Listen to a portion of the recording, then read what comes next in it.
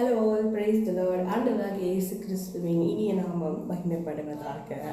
இப்போ இருக்கிற சூழ்நிலையில் ஒருவேளை எனக்கு எதிராக அநேகர் யுத்தம் பண்ணி கொண்டிருக்கிறார்கள், எதிரான சூழ்ச்சிகளையும் சதிகளையும் செய்து கொண்டிருக்கிறாங்க. ஆனால் அவங்களோடலாம் போராடுறதுக்கான பலன் என்கிட்ட இல்லை.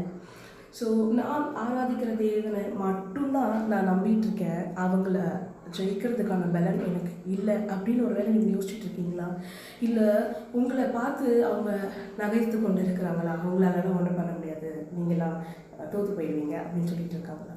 35ஆம் சங்கீதம் 10ஆம் வசனம் எப்படி இருக்கிறது? சிறுமைப்பட்டவனை அவனிலும் பலவானுடைய கைக்கு தப்புவிக்க நம்முடைய கர்த்தர் போதுமானவர்.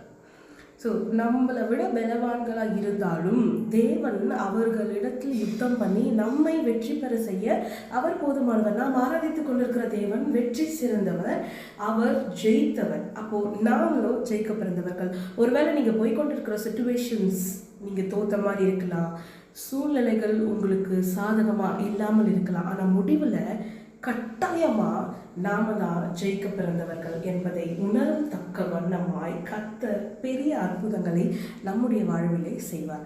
நீங்கள் யார் உங்களை பார்த்து என்ன நகைத்தாலும் சரி, உங்களை பார்த்து நீங்கள் தோற்றவர்கள், நீங்கள் ஆராதிக்கிற தேவன் உங்களை கைவிட்டுட்டாருன்னு சொன்னாலும் சரி, நீங்கள் பொறுமையோடு அவருடைய சமூகத்தில் காத்து கொண்டிருக்கும் பொழுது முடிவில் கர்த்தர் கொடுக்க போகிற பலன் பெரியதாக இருக்கும். நம்மெல்லாம் கம்பீரித்து அவரை ஆராதிக்கும் வண்ணமாய் தேவன் அற்புதங்களை செய்ய போதுமானவராக இருக்கிறார்.